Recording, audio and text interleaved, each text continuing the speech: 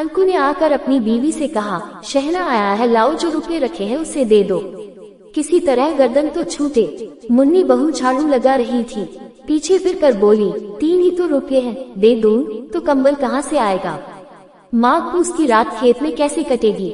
उससे कह दो फसल पर रुपए देंगे, अभी नहीं है। हल्कू थोड़ी देर तक चुप खड़ा रहा और अपने दिल में सोचता रहा, पूस सर पर आ गया है, बगैर कंबल के खेत में रात को वो किसी तरह सो नहीं सकता। मगर शहना मानेगा नहीं, घुड़कियां देगा। ये सोचता हुआ वो अपना भारी जिस्म लिए हुए, जो उसके नाम को गलत साबित कर रहा था, अपनी बीवी के पास गया और खुशामद करके बोला, ला दे दे गर्दन तो किसी तरह से बचे, कंबल के लिए कोई दूसरी तदबीर सोचूंगा। मुन्नी उसके पास से दूर हट गई और आंखें टेढ़ी करती हुई बोली, कर चुकी दूसरी तदबीर, जरा सुनूं कौन तदबीर करोगे? कौन कंबल खैरात में दे देगा? न जाने कितना रुपया बाकी है जो किसी तरह अदा ही नहीं होता। मैं कहती हूँ तुम खेती क्यों नहीं छोड़ देते? मर मर कर काम करो, पैदावार हो तो उससे कर्जा अदा करो। चलो छुट्टी हुई, कर्जा अदा करने के लिए तो हम पैदा ही हुए हैं, ऐसी खेती से बाज आए। मैं रुपये न दूंगी। हल्कू रंजीदा होकर बोला, तो क्या गालियाँ खाऊं? मुन्नी ने कहा, गाली क्यों देगा, क्या उसका राज है? मगर यह कहने के साथ ही उसकी तनी हुई भवें ढीली पड़ गई। हल्कू की बात में जो दिल दहलाने देने वाली सदाकत थी, मालूम होता था कि वो उसकी जानिब टकटकी बांधे देख रही थी। उसने ताक पर से रुपए उठाए और लाकर हल्कू के हाथ पर रख दिए, फिर बोली, तुम अब की खेती छोड़ दो, मजदूरी में सुख से एक रोटी तो खाने को मिलेगी, किसी की धौंस तो न रहेगी। अच्छी खेती है, मजदूरी करके लाओ, वो भी उसमें झोंक दो, उस पर से धौंस। हल्कू ने रुपए लिए और इस तरह बाहर चला। मालूम होता था वो अपना कलेजा निकाल कर देने जा रहा है। उसने एक एक पैसा काट कर 3 रुपए कंबल के लिए जमा किए थे, वो आज निकले जा रहे हैं। एक एक कदम के साथ उसका दिमाग अपनी नादारी के बोझ से दबा जा रहा था।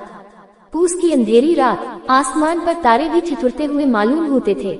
हल्कू अपने खेत के किनारे ओक के पत्तों की एक छतरी के नीचे बांस के खटोले पर अपनी पुरानी गाड़ी की चादर ओढ़े हुए कांप रहा था। खटोले के नीचे उसका साथी कुत्ता जबरा पेट में मुंह डाले सर्दी से कुकू कर रहा था। 2 में से एक को भी नींद न आती थी। हल्कू ने घुटनों को गर्दन में चिमटाते हुए कहा, क्यों जबरा, जाड़ा लगता है?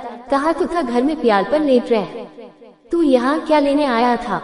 अब खा सर्दी, मैं क्या करूँ? जानता था, मैं हलवा पूरी खाने आ रहा हूँ। दौड़ते हुए आगे चले आए। अब रो अपनी नानी के नाम को।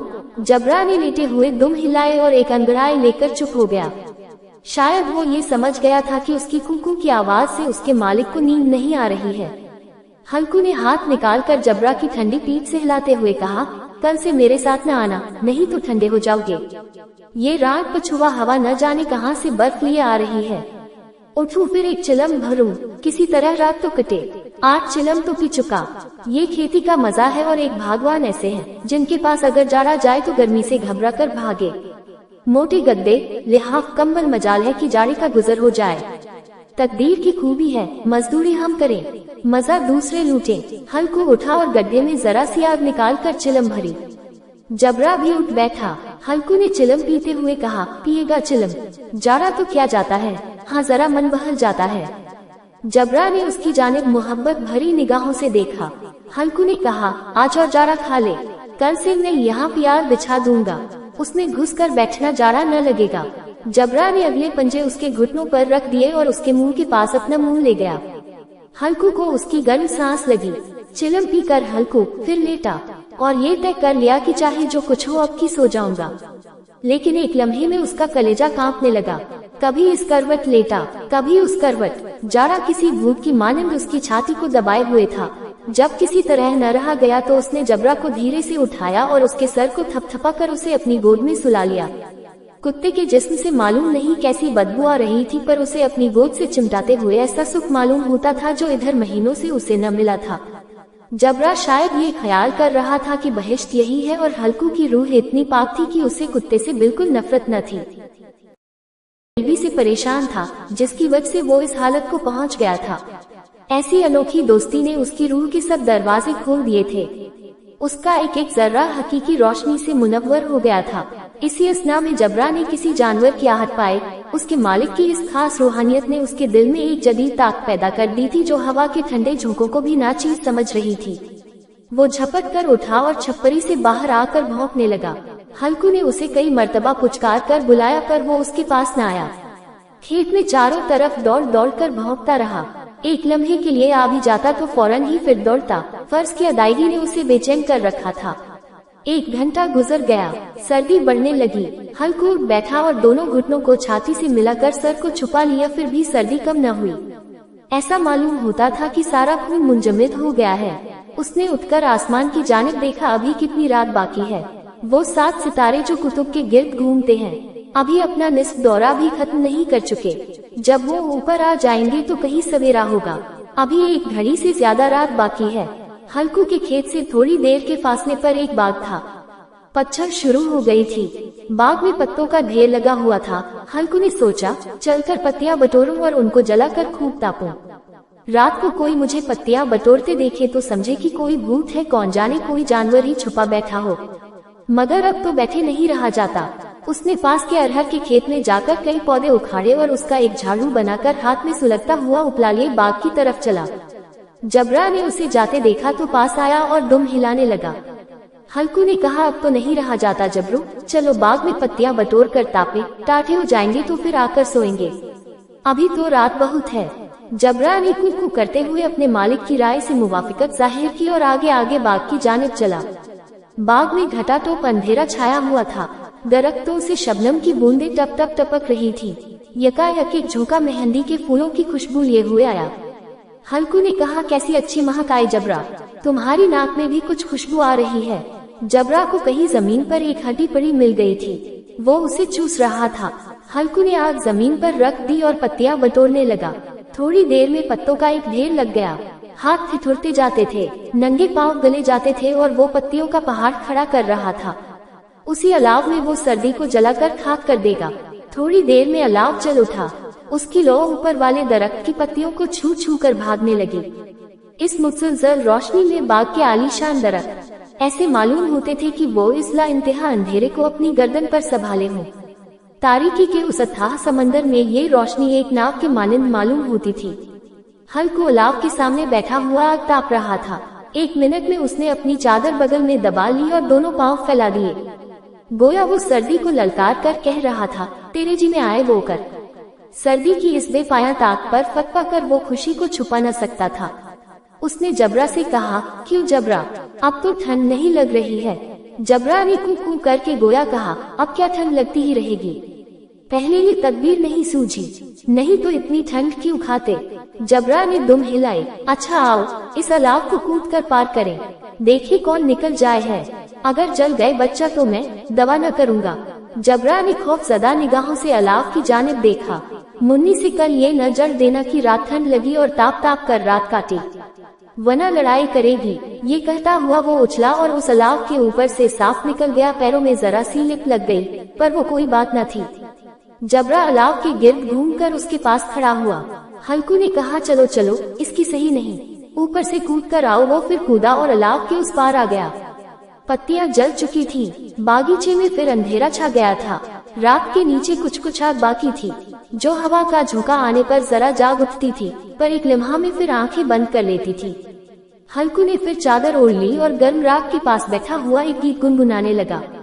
उसके जिस्म में गर्मी आ गई थी, पर जूं-जूं सर्दी बढ़ती जाती थी, उसे सुस्ती दबा लेती थी। दफअतन जबरा जोर से भौंककर खेत की तरफ भागा। हल्कू को ऐसा मालूम हुआ कि जानवर का एक गोल उसके खेत में आया। शायद नीलगाय का झुंड था। उनके कूदने और दौड़ने की आवाजें साफ कान में आ रही थी।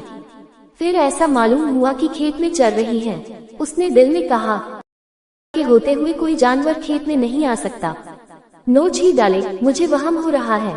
कहाँ, अब तो कुछ सुनाई नहीं देता, मुझे भी कैसा धोखा हुआ। उसने जोर से आवाज लगाई, जबरा जबरा। जबरा भौंकता रहा, उसके पास न आया। जानवरों के चरने की आवाज चर-चर सुनाई देने लगी। हल्कू अब अपने को फ्रेब न दे सका, मगर उसे उस वक्त अपनी जगह से हिलना जहर मालूम होता था। कैसा गरमाया हुआ मजे से बैठा हुआ था। इस जाड़े पाले में खेत में जाना, जानवरों को भगाना, उनका तोकुब करना उसे पहाड़ मालूम होता था। अपनी जगह से न हिला। बैठे बैठे जानवरों को भगाने के लिए चिल्लाने लगा, लेहो लेहो, हो हा हा। मगर जबरा फिर भौंक उठा। अगर जानवर भाग जाते तो वो अब तक लौट आया होता।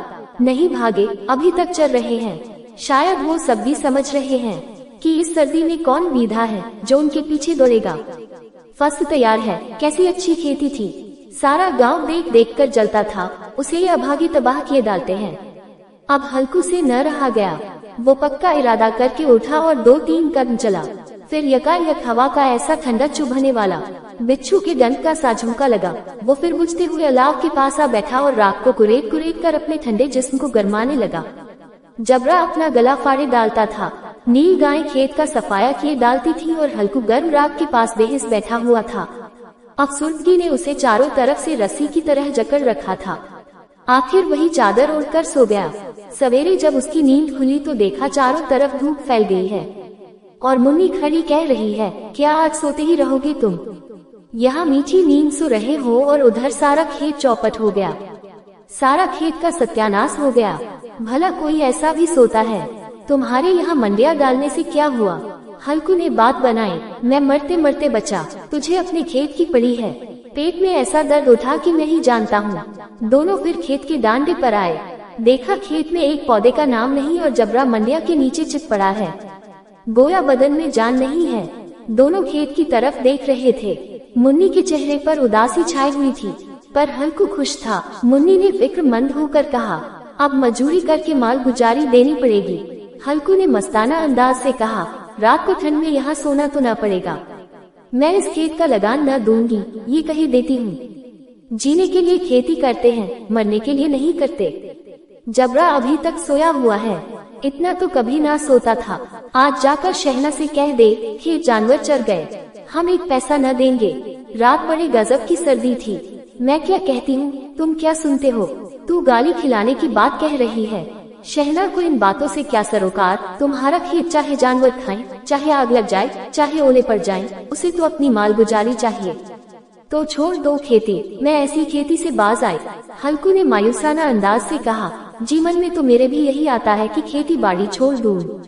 मुन्नी तुझसे सच कहता हूँ, मगर मजूरी का ख्याल करता हूँ तो जी घबरा उठता है। किसान का बेटा होकर अब मजूरी न करूँगा, चाहे कितनी ही दुर्गत हो जाए। खेती का मर्जाद नहीं बिगाड़ूंगा। जबरा, जबरा, क्या सोता ही रहेगा? चल घर चले।